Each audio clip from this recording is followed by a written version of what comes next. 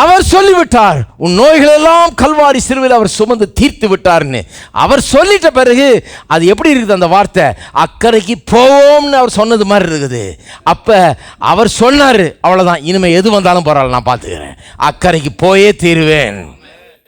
எனக்கு ஒத்தாசை வரும் பர்வதம் நேராக என் கண்களை ஏறெடுப்பேன். எனக்கு ஒத்தாசை வரும் பர்வதம் நேராக என் கண்களை ஏறெடுப்பேன்.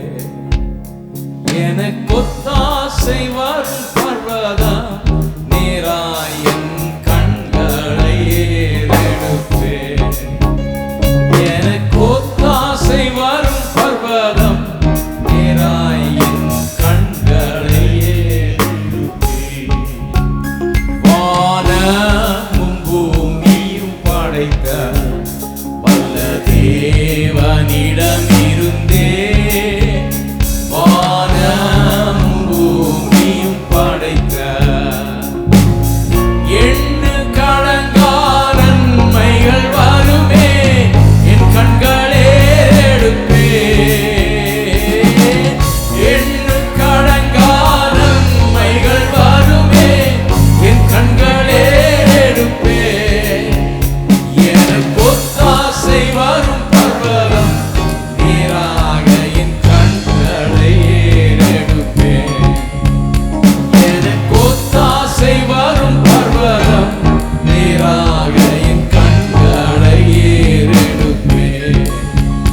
மலைகள் பெயர்ந்தகன்றிடினும், நிலை மாறி புவி அகன்றிடினும், மலைகள் பெயர்ந்தகன்றிடினும்,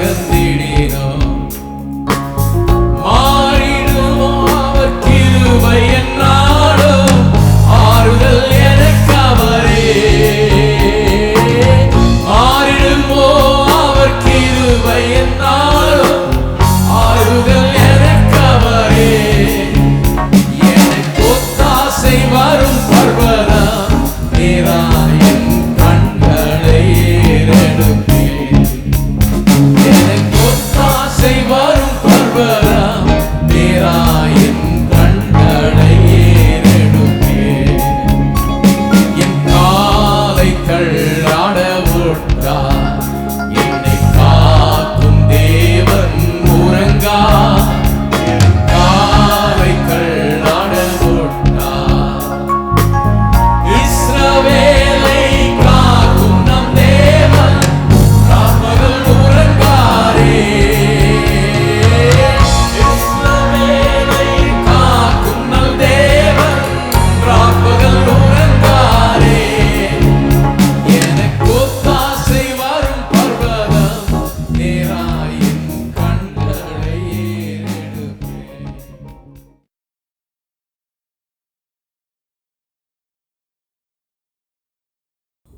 இயேசு கொஞ்சம் வித்தியாசமான பாஸ்டர் பாருங்க. அந்த காலத்தில் என்ன சொல்லிட்டாங்க, நீ போய் அந்த பேய் மேலாம் கை வைக்காத, ஒன்று அடிச்சிடும் அது இப்படின்னு சொன்னதுனால நாங்கள் பேய் பிசாச்சு மேலாம் பக்கத்துலேயே போகிறதில்ல. பேய் பிசாச்சு கண்டா பயந்தான ஒழிய இது விரட்டுவோன்றதெல்லாம் அந்த புத்தியெல்லாம் வந்ததே கிடையாது. ஏன்னு சொன்னால் அது சொல்ல முடியாது, நீ கையை வச்சுனா ஒன்றை அடித்தாலும் அடிக்கும், அது ஒன்றை கடித்தாலும் கடிக்கும், ஒன்று என்னமோ அது பண்ணிவிடுமாக்கும் அந்த பேய் அப்படின்னு சொல்லி வச்சதுனால பேய் அவர் ஓட்டுன்னு தூரமாக போய் நின்றுக்கிறது. நமக்கு எதுக்கு இந்த வேலைன்னு இயேசு ஆப்போசிட்டாக சொல்கிறார், நீயே ஓட்டியிருக்கலாமே, அவிசுவாசம் உள்ள சந்ததியே, விசுவாசம் இல்லாத சந்ததியே, எவ்வளோ நாள் பொறுமையாக இருப்பேன், எத்தனை நாள் உங்களோடையே இருப்பேன், எத்தனை நாள் நானே ஓட்டுறது, எத்தனை நாள் எங்கிட்டயே கொண்டாந்துட்டு இருப்பீங்க, நீங்களே இதை செய்திருக்கலாமேங்கிற விதத்தில் தான் அதை சொல்லுகிறார். ஆனால் நம்ம எப்படி சொல்லிகிட்டு இருக்கிறோம் பாருங்கள், நம்ம உலகத்தில் எப்படி நடக்குது பாருங்கள். நீ எங்கிட்ட கொண்டாந்துரு, நான் தான் இதில் எக்ஸ்பர்ட் ஆகும். ஒருத்தர் சொல்கிறாரு, என்ன டெல்லிக்கு கூப்பிட்டாங்களாக்கும், பிளேன் டிக்கெட் வாங்கி கொடுத்து அங்கே கூப்பிட்டாங்களாக்கும், அங்கே 2 தகடு எடுத்தனாக்கும், அங்கேருந்து இட்டார்சிக்கு போனனாக்கும், அங்கே 2 தகடு எடுத்தனாக்கும், அந்த பேய் ஓடவே மாட்டேன்ருச்சு. கடைசியில் எல்லாரையும் கூப்பிட்டு பார்த்தாங்க, கடைசியில் மெட்ராஸ்லேருந்து அடியனுக்கு பிளேன் டிக்கெட் கொடுத்து கூப்பிட்டு அங்கே போய் நான் ஜெபம் பண்ணி அது போச்சா. இதுதான் இங்கே நடக்குது பாருங்கள். அவர்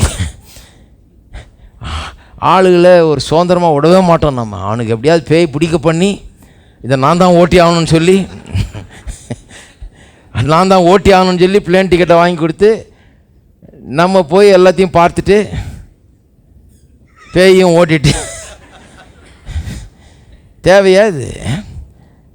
இயேசுவின் நாமம் என் வாயில் இருக்குது, எனக்கு அதிகாரம் கொடுக்கப்பட்டிருக்கிறது, நான் தேவனுடைய பிள்ளையாக இருக்கிறேன். எந்த பேயும் இயேசுவின் நாமத்தை சொன்னால் ஓடியே தீர வேண்டும். நீங்கள் ஓட்டலாம், இயேசுவின் நாமத்தை எதிர்த்து நிற்கக்கூடிய பிசாசு ஒன்றும் கிடையாது பாருங்கள். அப்போ இவங்க இப்படி தான் பண்ணிகிட்ருக்கிறாங்க. ஆனால் இயேசு வித்தியாசமானவர்களாக இருக்கார். அவர் சொன்னார், விசுவாசம் இல்லாத சந்ததியை எவ்வளோ நாள் உங்களோட இருப்பேன், இந்த மாதிரி பண்ணிகிட்ருக்கிறீங்களே அப்படிங்கிறாரு.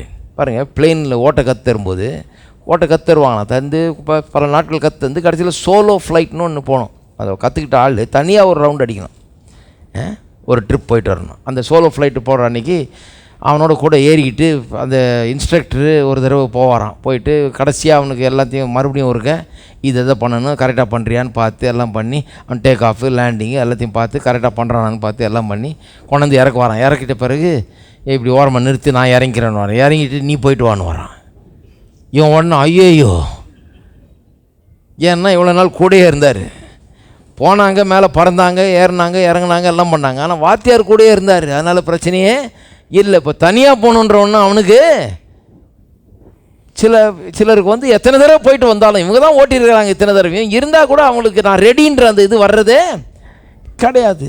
ஆனால் பாருங்கள், நாம் ரெடியாக இல்லையா, நம்ம எப்போ போகணும், நம்ம எப்போ செய்யணுன்றது ஆவியானவர் நம்ம இன்ஸ்ட்ரக்டர், நம்ம அவருக்கு நல்லா தெரியும். நம்ம ரெடின்னா இன்ஸ்ட்ரக்டருக்கு தெரியும், அந்த பைலட் இன்ஸ்ட்ரக்டருக்கு எப்படி தெரியுதோ அதுபோல் ஆவியானவருக்கு அது தெரியும்.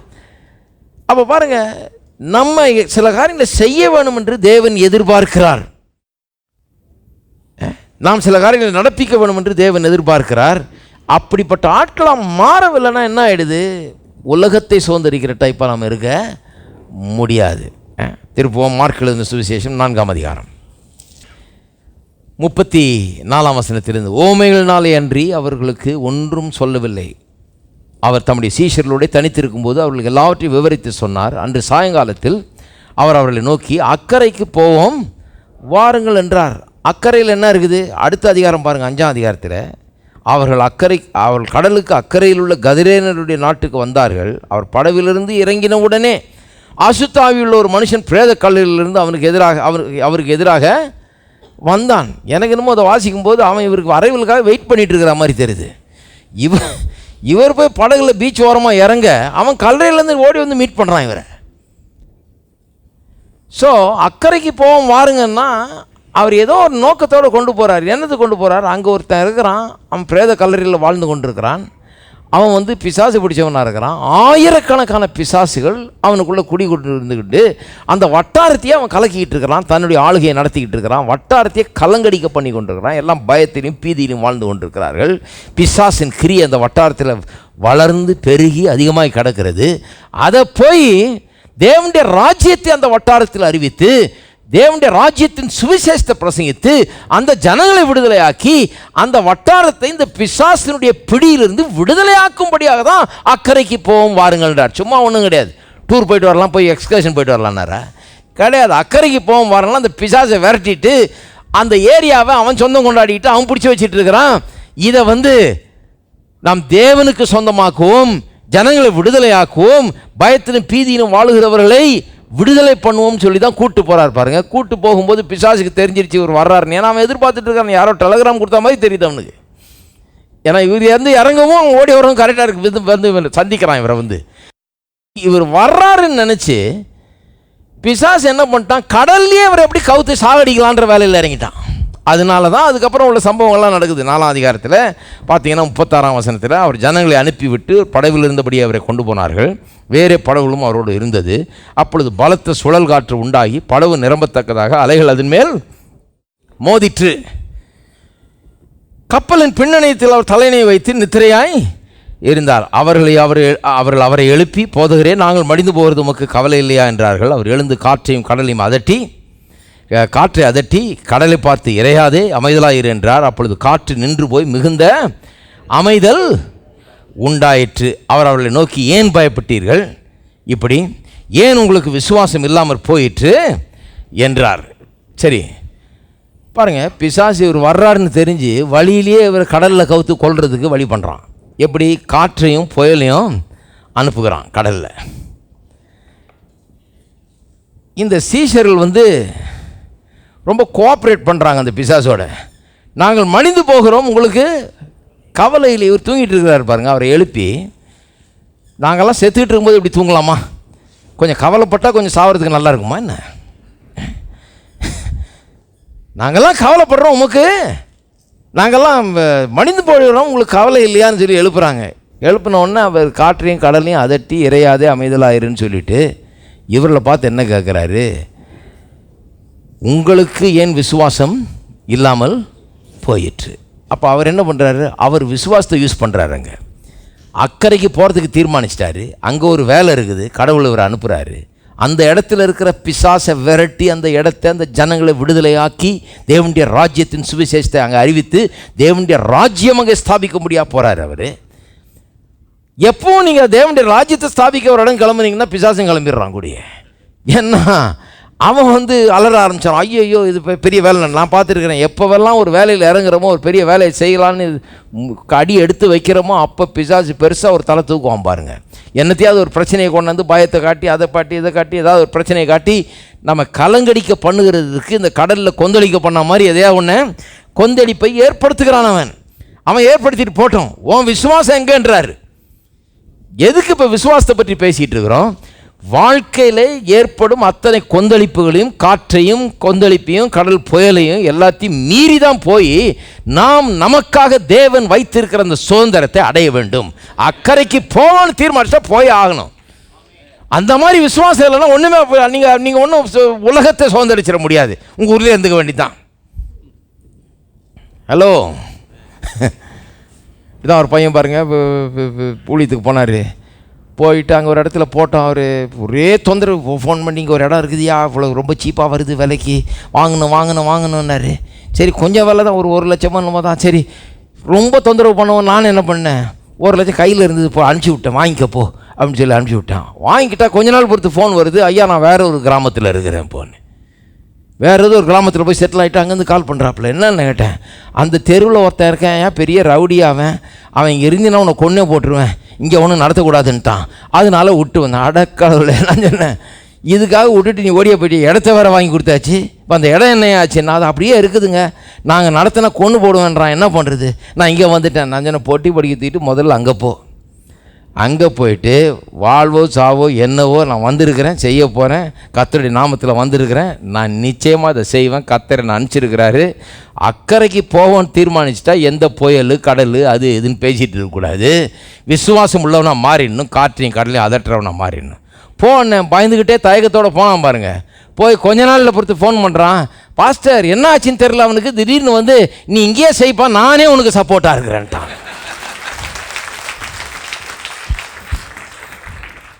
இப்போ அந்த சப்போர்ட்டில் நடந்துக்கிட்டு இருக்குது இப்போ ஊழியம். எப்படிலாம் சப்போர்ட்டு கொண்டாடுறாரு பாருங்க ஆண்டவர். யாரும் ஒன்றும் சொல்லலை, ஆனால் கர்த்தர் மனுஷனுடைய உள்ளத்தை மாற்றக்கூடியவராக இருக்கிறார். காற்று புயலுக்கு ஊன்னு எழும்பும், பூதம் கிளம்புற மாதிரி கிளம்பும், சைலண்ட் ஆகிடும் பாருங்கள். அப்புறம் பூதம்லாம் நல்ல ஒழுங்காகிடும் பேசாமல், அப்புறம் ஒன்றும் இருக்காது. ஏன்னு சொன்னால் அதுதான் காற்றையும் கடலையும் பார்த்து நம்ம இறையாதேன்னு சொல்கிறது. விசுவாசம் எப்படி வேலை செய்து பாருங்கள். அவர் பேசுகிறாரு, இறையாதே அமைதலாக இருன்றாரு, அது அமைதலாயிற்று. ஏன்னா அந்த வார்த்தைக்குள்ள விசுவாசம் இருக்கிறது. அது என்ன விசுவாசம்? தேவனுடைய விசுவாசம். அது எப்படிப்பட்ட விசுவாசம்? ஆபிரகாமுக்குள்ள இருந்த அதே விசுவாசம். இந்த விசுவாசத்தை என்ன பண்ணலாம்? இந்த விசுவாசத்தை கொண்டுதான் உலகத்தை சுதந்தரிப்பான் என்று எழுதி இருக்கிறது. இப்படிப்பட்ட விசுவாசம் இல்லைன்னா உலகத்தை அது சுதந்தரிக்கிறது, அது ஒன்றும் பண்ண முடியாது, ஒரு இன்ச்சை கூட சுதந்தரிக்க முடியாது, இருக்கிறதும் போயிடும். ஹலோ, உள்ளதும் போச்சுன்னு உட்கார்ந்துட்டு இருக்க வேண்டியதுதான். உலகத்தை சுதந்தரிக்கணும்னா பிரச்சனைகளை எதிர்கொள்ள ஆயத்தமாக வேண்டும். காற்றாது கடலாது புயலாவது எது வந்தாலும் சரி, அக்கறைக்கு போவான்னு தீர்மானிச்சா போயே ஆவேன். இக்கரையிலேருந்து அக்கறை நிறைய பேர் போக வேண்டியது இருக்குது பாருங்கள். அக்கறைக்கு வியாதி என்கிற இக்கரையிலிருந்து அக்கறைக்கு சுகத்துக்கு போக வேண்டியதாக இருக்குது. கடன் என்கிற இக்கரையிலிருந்து கடனிலிருந்து விடுதலை என்கிற அக்கறைக்கு போக வேண்டியதாக இருக்குது. தோல்வி என்கிற இந்த கரையிலிருந்து வெற்றி என்கிற அந்த கரைக்கு போக வேண்டியதாக இருக்குது. போக தீர்மானித்து விட்டீர்களா? சுதந்திரிக்க தீர்மானித்து விட்டீர்களா? தீர்மானித்து விட்டால், தீர்மானம் பண்ணிவிட்டால், முடிவு பண்ணிட்டா, இது என்னது கடவுள் அங்கே என்ன கொண்டு போறார், அக்கறைக்கு போவோம்னு சொல்லிட்டார். அவர் சொல்லிட்டாரு, நீ கடன் வாங்காதிருப்பாய், கடன் கொடுக்கிறவனாய் இருப்பாய்னு அவர் சொல்லிவிட்டார். அவர் சொல்லிவிட்டார், உன் நோய்களெல்லாம் கல்வாரி சிலுவையில் அவர் சுமந்து தீர்த்து விட்டார்னு அவர் சொல்லிட்ட பிறகு அது எப்படி இருக்குது? அந்த வார்த்தை அக்கறைக்கு போவோம்னு அவர் சொன்னது மாதிரி இருக்குது. அப்போ அவர் சொன்னார், அவ்வளோதான், இனிமேல் எது வந்தாலும் பரவாயில்ல, நான் பார்த்துக்கிறேன், அக்கறைக்கு போயே தீருவேன். ஹலோ, இப்படிதான் நம்முடைய சுகத்தையும் நம்முடைய வெற்றியும் நம்முடைய விடுதலையும் நம்முடைய ஜெயத்தையும் நம்முடைய சமாதானத்தையும் நாம் சுதந்தரித்துக் கொள்ள வேண்டும். ஹலோ, இருக்கீங்களா? இப்படி தான் சொந்தமாக்கி கொள்ள வேண்டும்.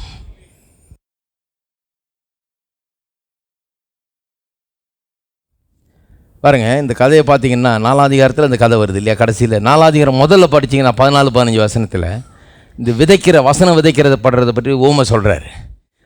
விதைக்கிறவன் வசனத்தை விதைக்க புறப்பட்டான். அடுத்த வசனம் 15ஆம் வசனம் என்ன சொல்லுது? வசனம் விதைக்கப்பட்ட உடனே சாத்தான் அதான் வந்துட்டான். இப்போ தான் சொல்லி தான் கூப்பிட்டு வந்தார். இப்போ தான் விசுவாசத்தை பற்றிலாம் போதிச்சுக்கிட்டு இருந்தார். போதிச்சுட்டு இருந்த உடனே படகுல ஏறின உடனே சாத்தான் வந்துட்டான். கரெக்டாக உடனே வந்துட்டான். ஆனால் அவர் விசுவாசத்தில் செயல்படுறார். இவங்களை காட்டில் வித்தியாசம். அவங்க சொல்லியிருக்கலாமே, அவங்க என்ன பேசுனாங்க? நாங்கள் மடிந்து போகிறோமே, உமக்கு கவலை இல்லையா? உமக்கு கவலை, ரெக்கார்டு பிரேக் ஆன மாதிரி இப்படியே சுற்றி, மடிந்து போகிறோமே, உமக்கு கவலை இல்லையா? மடிந்து போகிறோமே, உமக்கு கவலை இல்லையா? இவர் எந்திரிச்சாரு, இறையாதே அமைதலாயிருன்னாரு. இது விசுவாச மனிதனுடைய வார்த்தைகள். கடல் அந்த மனிதனுக்கு கீழ்ப்படுகிறது, காற்று அந்த மனிதனுக்கு கீழ்ப்படுகிறது. நான் சொல்கிறேன், உள்ளத்தில் விசுவாசம் இருந்தால் எல்லா சூழ்நிலைகளும் உங்களுக்கு கீழ்ப்படியும்.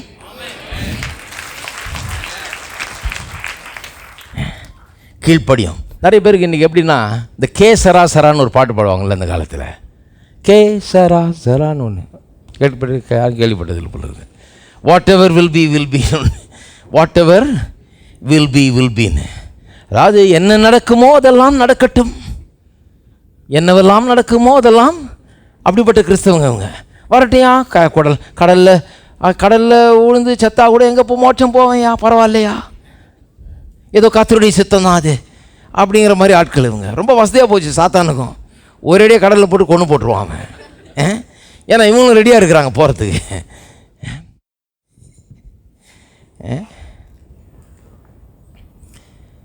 அந்த காலத்தில் எனக்கு ஞாபகம் இருக்குது, கூட்டம் வைப்பாங்க, ஒரு 10 பேர் தான் வருவாங்க. உடனே பாஸ்டர் இருந்துச்சு சொல்லுவார், பரவாயில்ல நிறைய பேர் வரலை, இருந்தாலும் யாரெல்லாம் இங்கே இருக்கணுமோ அவங்கள மாத்திரம் கர்த்தர் கொண்டாந்துருக்கிறார். அதான் மற்றவங்களெல்லாம் வேணான்ட்டாரான் கர்த்தர். பிசாசு மற்றவங்களெல்லாம் வராதபடிக்கு இதையும் போட்டு தடை பண்ணி பிரச்சனையை உண்டு பண்ணி காசு இல்லாமல் ஆக்கி கவலையை கொடுத்து பாரத்தை கொடுத்து வீட்டிலே உட்கார வச்சுட்டான். அதனால தான் அவங்கெல்லாம் வரல. இவர் என்ன சொல்கிறார்? கர்த்தர் தான் அவங்களெல்லாம் வராமல் பண்ணிட்டு யாரெல்லாம் இங்கே இருக்கணுமோ அவங்கள மட்டும் இப்படியே தான் பாருங்கள் இருக்குது பாருங்கள் இவங்களுடைய இதெல்லாம். ஆனால் நாம் அந்த மாதிரி ஆட்டிடியூட் கிடையாது. கேசராசர ஆட்டிடியூட் நம்மளுக்கு கிடையாது. கர்த்தருடைய சித்தம்னு தெரியும். அக்கறைக்கு போவோம் வாருங்கள்னு சொல்லிட்டார். சொன்ன பிறகு அப்புறம் பின்வாங்கிறது இல்லை. அது காத்தாது புயலாது அவர் சொன்னதுனால அங்கே போய் இறங்குவோம், சேருவோம், அந்த இடத்தை சொந்தமாக்குவோம், அந்த பிசாசை விரட்டுவோம், அந்த இடத்துல சுவிசேஷத்தை அறிவிப்போம். அது வெற்றி பெறும் இயேசுவின் நாமத்தினாலே. கடைசியாக ஒன்று மட்டும் சொல்லிடுறேன் பாருங்கள். எபிரேயர் 11:1. இந்த விசுவாசம்னா என்னன்றதுக்கு கடைசியாக எபிரேயர் 11:1. விசுவாசமானது நம்பப்படுவர்களின் உறுதியும் காணப்படாதவர்களின் நிச்சயமாக இருக்கிறது. அது ஆம்பிளிஃபைட் பைபிளில் எப்படி சொல்லியிருக்குது? Faith is the substance of the things hope for. இது கிங் ஜேம்ஸில் எப்படி சொல்லியிருக்கு? Faith is the substance of things hope for, evidence of things not seen. ஆம்பிளிஃபைடில் எப்படி சொல்லியிருக்குது? Faith is the confirmation and the title deed of things hope for. Faith is the confirmation and the title deed of things hoped for. Title deed எது பாருங்க. விசுவாசம் கேள்வினால வருது, கேள்வி வார்த்தையினால வசனத்தினால வருது. டைட்டில் டீட் எது? இந்த இங்கே சொல்லப்பட்ட காரியங்கள் என்னைக்கு எனக்குள்ளே போய் அதை குறித்த ஒரு விசுவாசம் எனக்குள்ளே உண்டாகுதோ அந்த விசுவாசம் தான் என்ன? டைட்டில் டீட். எனக்கு எப்படி தெரியாது எனக்கு சொந்தம்னு? இங்கே நான் வாசித்திருக்கிறேன், அது எனக்கு உள்ளே போயிருக்குது. இதோ இங்கே இருக்கிறதுனால இல்லை, எனக்கு உள்ளே போயிருக்குது, நான் அதை விசுவாசிக்க ஆரம்பிச்சிட்டேன். இப்போ எனக்குள்ளே ஒரு நிச்சயம் உண்டாயிடுச்சு, ஒரு கான்ஃபர்மேஷன் உண்டாயிடுச்சு, ஒரு ப்ரூஃப் மாதிரி இருக்குது. நான் என்ன விசுவாசிக்கிறேன்? இது என்னுடையது என்று நான் விசுவாசிக்கிறேன். பாருங்கள், உங்களுடையதுன்னு ஒன்று விசுவாசிக்கும் போது ஒருத்தன் தூக்கிட்டு ஓடுறதுக்கு நீங்கள் விட மாட்டீங்க. ஒரு இடத்துல இருக்கிறோன்னு வைங்க, உங்கள் பைக்கை தூக்கிட்டு ஒருத்தன் ஓடுறான். பக்கத்தில் இருக்கிறவங்களாம் சொல்லுவாங்க, இப்போ பிடிங்க பிரதர், போங்க பிரதர்னு. அவன் போக மாட்டான். ஏன்னா அங்கே போய் யார் அடி வாங்குறது, போய் பின்னால் உழுவுறது, அவன் யாரோ என்னமோ, நம்ம கொஞ்சம் ஜாக்கிரதையாக இருந்துக்கணும். அதனால் போய் பிடிங்க பிரதர், பிடின்னு அங்கே அவனை கத்துவான், நீ பிடி அங்கன்னு. ஏன் ஒன்றும் பண்ண மாட்டான். சிலர் சொல்லுவாங்க, சிலர்லாம் கொஞ்சம் ஆவிக்குரிய சொல்லுவாங்க, ஜெபம் பண்ணுற பிரதர் எப்படியாவது திருப்பி வரும் பைக்கு, எப்படியாவது திருப்பி பைக்கு வந்து கிடைக்கும் பிரதர்னாங்க. இவ்வளோ தான் உதவி கிடைக்கும். ஆனால் உங்கள் பைக்காக இருந்தால், அந்த சொல்கிற ஆளுடைய பைக்காக இருந்ததுன்னா, என் பைக்காக இருந்ததுன்னா நான் என்ன பண்ணுவேன்னு தெரியும். விடுறதாவது இதாவது ஒன்றும் இல்லை. நீங்கள் அந்த உணர்வோடு போனால் ரோடே உங்களுக்கு சப்போர்ட் பண்ணும். அங்கே அக்கம் பக்கத்தில் இருக்கவங்க கூட வந்து உங்களோட சேர்ந்து அவனை 2 சாத்துவான். எப்படின்னு எடுத்துன்னு ஒரு அவன் வீட்டில் போயிட்டு இல்லையா? ஆனால் பாருங்கள், இன்றைக்கி கிறிஸ்தவர்கள்ட்ட அக்கிரமக்காரனுடைய ஆஸ்தி நீதிமானுக்காக வைக்கப்படுறதுன்னா சிலர் எப்படி பிரசங்கம் கேட்குறாங்க, இது என்னமோ உரைக்காத மாதிரி பிரசங்கம் கேட்குறாங்க. ஏன்னு சொன்னால் அவங்களுக்குள்ள டைட்டில் டீடு இல்லை. அது உண்மைதான் என்கிற விசுவாசம் நிச்சயம் உண்டாகலை. நம்பப்படும் உறுதியும் காணப்படாதவைகளின் நிச்சயமாக இருக்குது. இந்த உறுதி நிச்சயம் உண்டாகாததுனால அக்கிரமக்காரனுடைய ஆஸ்தி நீதிமானுக்காக வைக்கப்பட்டிருக்குன்னு நீங்கள் என்ன பிரசங்கம் பண்ணுங்கள், அங்கே பாட்டு இப்படி குழந்தை டைமை தான் பார்த்துன்னு இருப்பாங்க, எப்போ முடியும் வீட்டுக்கு போகலான்னு. அக்கிரமக்காரனுடைய ஆஸ்தி நமக்காக நான் முதல்ல அதை கேட்டப்போ நல்லா நிமிந்து உட்காந்து இப்படி எட்டி பார்த்தேன். என்ன சொன்னார் அவர் அப்படின்னு பக்கத்தில் உட்காந்துருக்க அவனை கேட்டேன். அவன் சொன்னான், இப்போ தான் சொன்னாரியா அக்கிரமக்காரனுடைய ஆஸ்தி நீதிமானுக்காக வைக்கப்படுறது. விடாத அந்த டேப்பை முதல்ல வாங்கிட்டு போய் வீட்டில் போய் திருப்பி போட்டு கேட்டு பார்த்தேன். அதை தான் சொல்கிறாரு, அக்கிரமக்காரனுடைய ஆஸ்தி நீதிமானுக்காக அப்போ வைக்கப்பட்டிருக்குன்னா நான் என்ன பண்ணிட்டு இருக்கிறேன், ஒன்றும் இல்லாமல் விடுறதில்லை, எடுத்துடுறது. அதை இந்த உலகத்தில் வாழும்போது அதை எடுத்து சொந்தமாக்கி கர்த்தருக்கென்று சொந்தமாக்குவது, எனக்கென்று சொந்தமாக்குவது, அதை வைத்து கர்த்தருக்கென்று நான் கர்த்தருடைய நோக்கங்களை நிறைவேற்ற வேணும்ன்ற ஒரு எண்ணமே அப்போ தான் எனக்கு தோன்றுச்சு.